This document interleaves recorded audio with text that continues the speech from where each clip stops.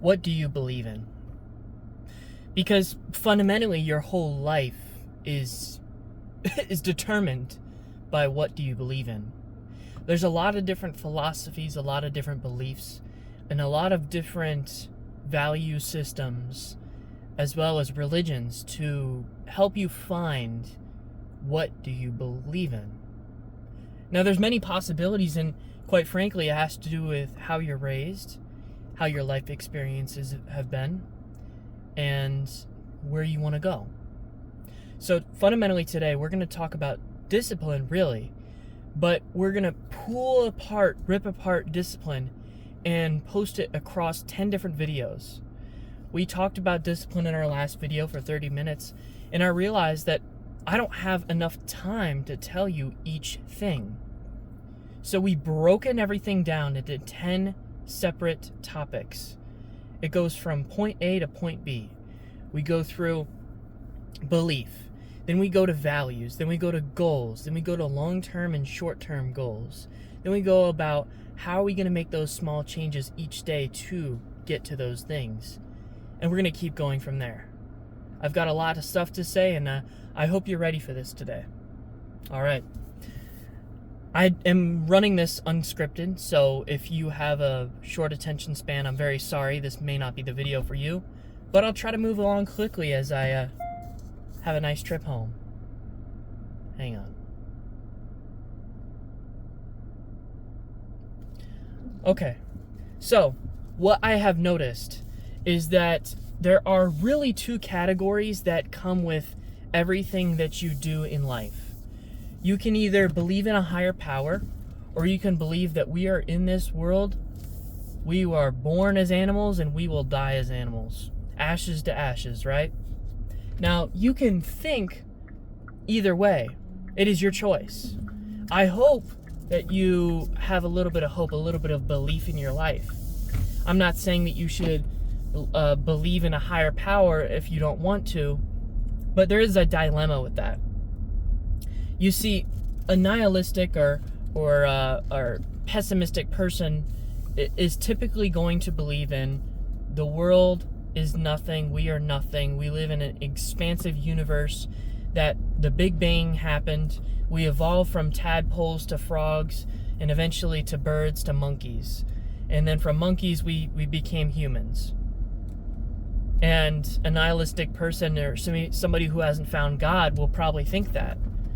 Now, you can believe that, and that is your value system. That is your belief system. You believe that there is really no purpose in life. Our genetics point to that. Everything in science that is explained says that, hey, we used to think the earth was flat and then we figured it out. So what's to say we won't figure it out in the future on why we are put on this earth? And that's the big question, is because I think that our brains have gotten so advanced over time that we simply cannot fathom the world that we live in, because we live in a complex world. So our brains, while are smart, we are not smart enough to understand the world entirely around us.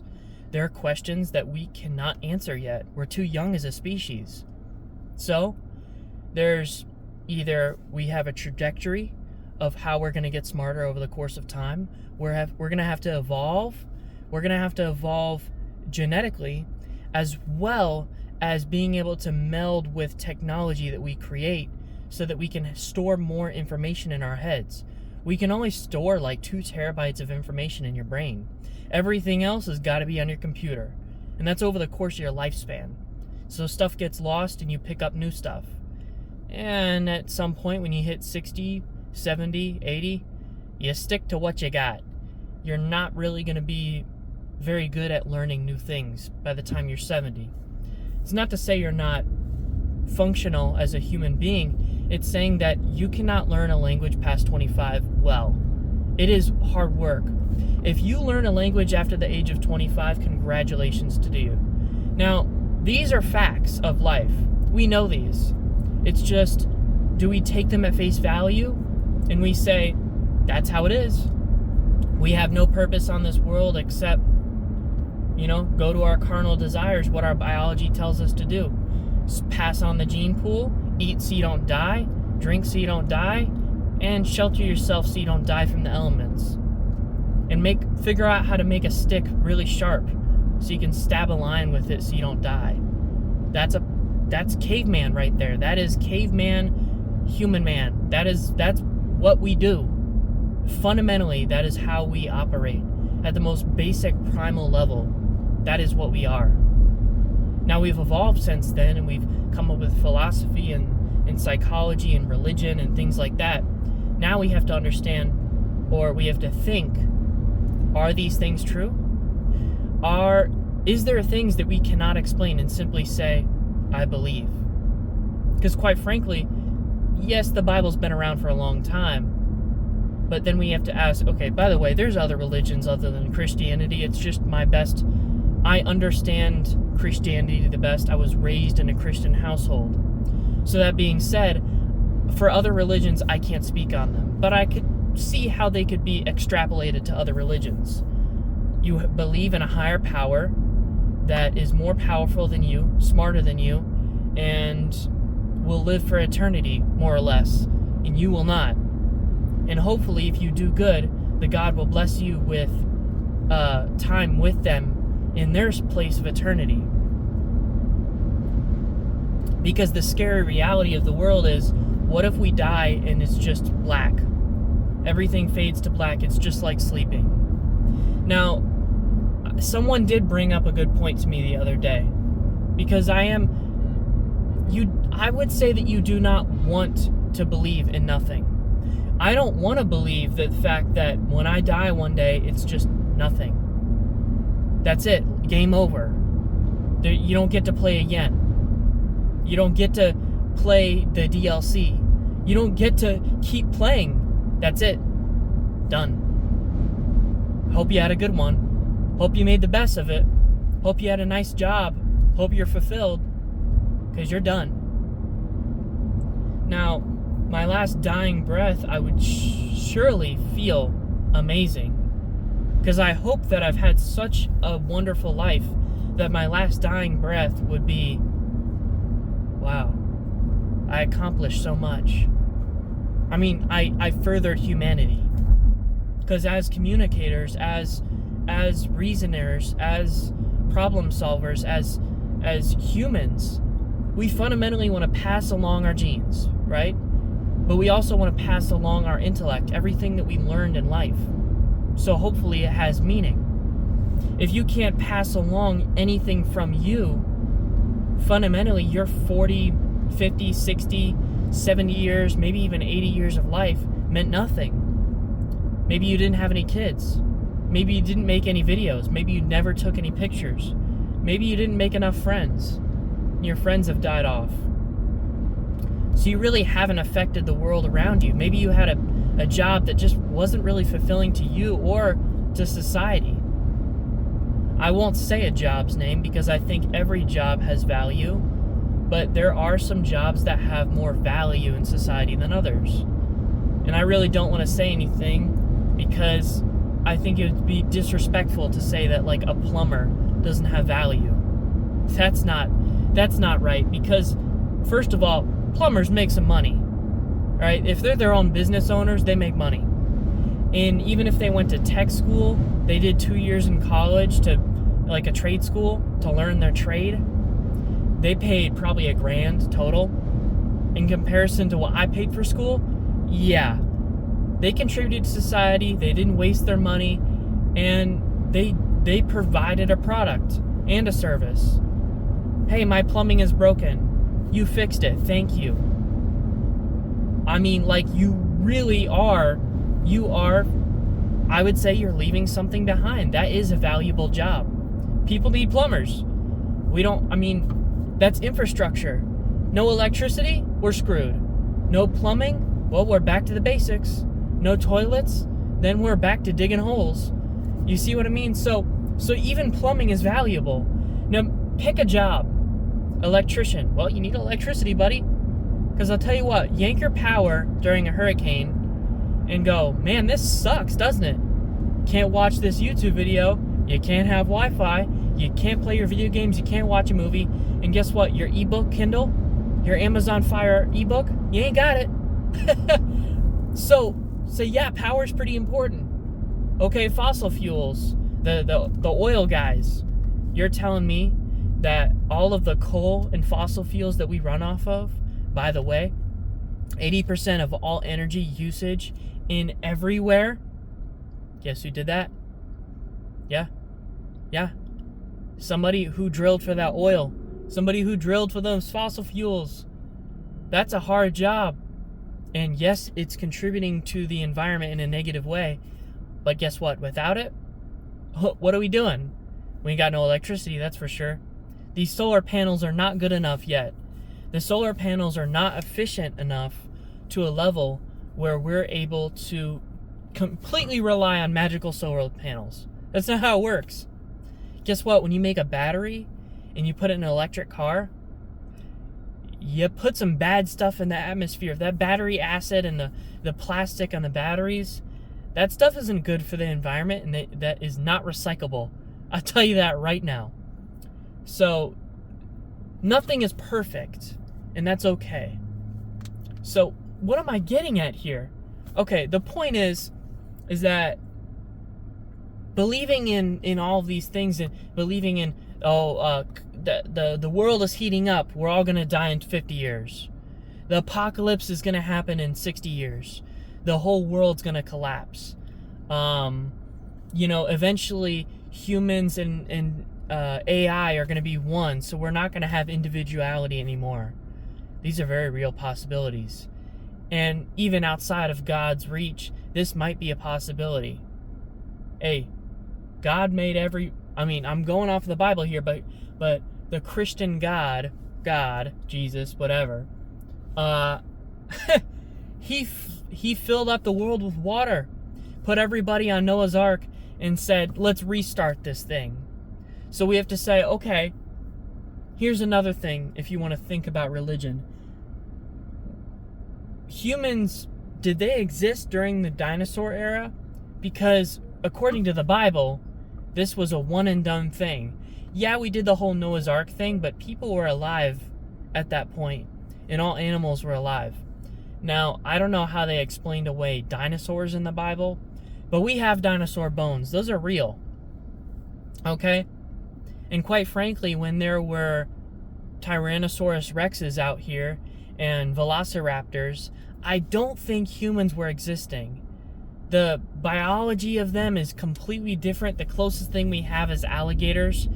And quite frankly, if a T-Rex is walking around, we're not. We're dead. Because we cannot outrun those. And then you have to ask, well, what if we were chimps? Oh, you could climb trees? T-Rex is pretty damn tall, but okay.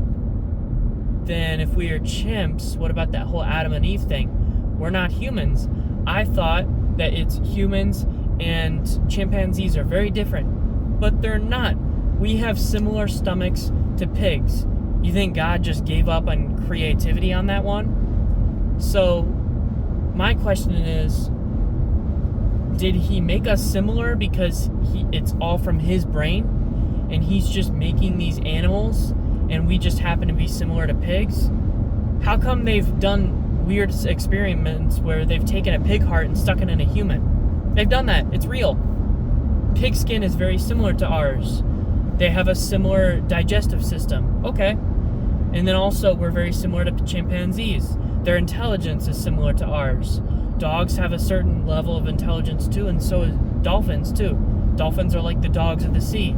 Yeah, they can't speak, but they have their own language. They're intelligent beings. So, God gave us the ability to speak, but no one else? That's weird. Okay. But then you have to ask, okay, so if Adam and Eve were real, and they had all the animals and stuff, and they got cast out from the garden because of the whole apple thing, right? But the T-Rexes and the Velociraptors and all these dinosaurs, they couldn't exist when Adam and Eve were around. So that's a problem with the logic of the Bible. Now, this is a dark world. You either can accept the fact that the glass is half full and we're all going to die one day and nothing matters, and hopefully you get a little bit of philosophical meaning out of it, like leaving something behind, having some kids so that you can spread along your ideas and everything like that.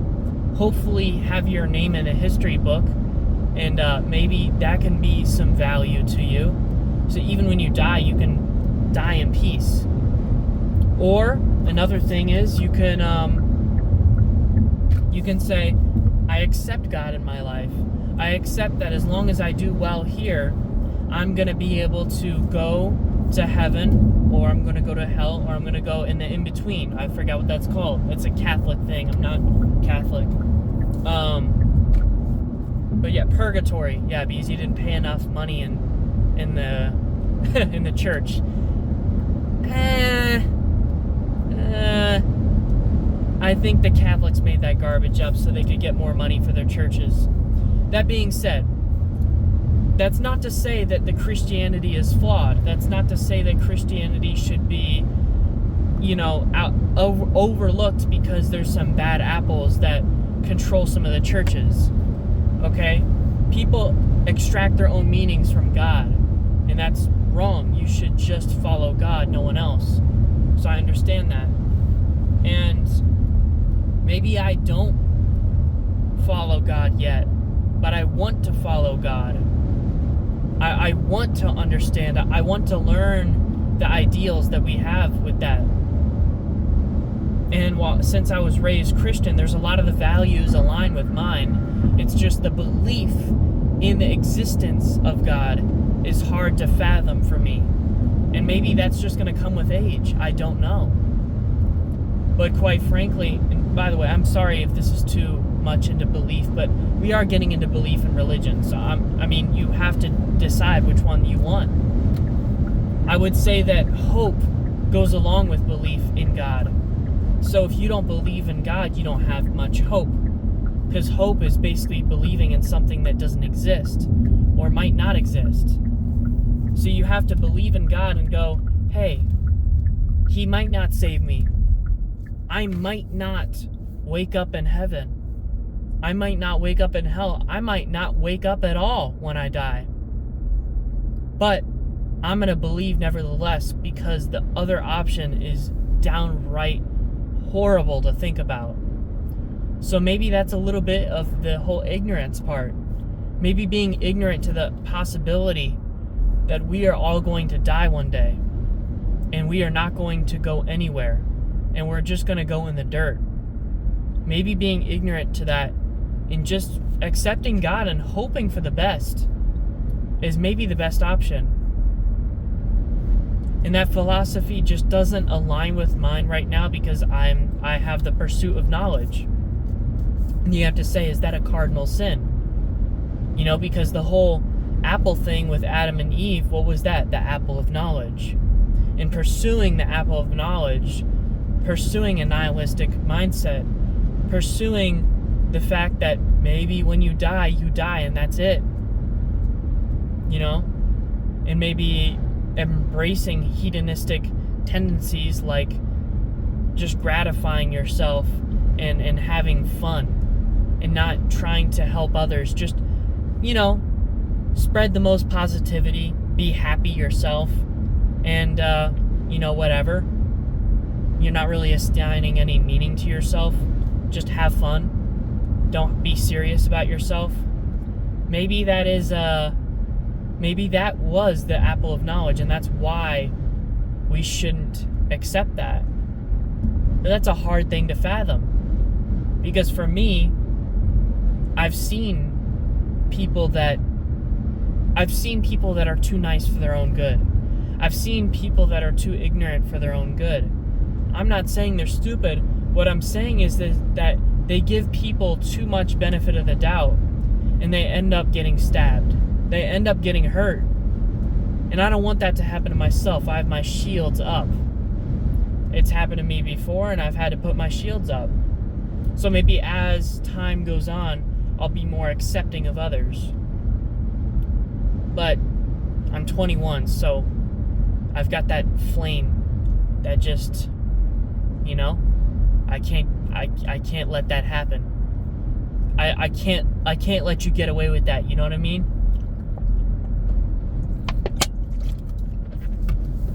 So I'm not sure. I'm not sure if I believe in God or not, but I want to believe in God. And I think that's good enough as it is. Let's say 75% I believe in pursuit of knowledge. I believe in trying to do the best for myself, to make others feel happy, and to spread my knowledge after I die. Make these videos, teach my children and my friends what I've learned, and hopefully pass along my identity, pass along who I am. So hopefully when I die, no matter what happens, at least there's a purpose that I had in life. At least there was a reason that I had to do this, because I had to pass this knowledge along. That is my purpose, to teach, to learn, and to leave a mark on the world, to leave a name in a history book, leave anything. And then also I have to say, the other 20% is, I want to have hope. I want to have dreams. I want to have aspirations. I want to believe in something, and I'm not sure if that's God or not. But I want to make sure that I have hope and possibility in these things to be real. I want to believe in a higher power. And that last 5% is just something else. Something unexplainable. You just can't fathom it. I can't put it into words, but it's just simply... You see what I mean? Belief. My belief is something that you can't just say into words. It's how you approach life. It's how you see the world. It's how you see the world with positivity or negativity. But anyways, I'm going to let y'all go. And I hope you find your belief. As I search for mine, I hope you search for yours. See ya.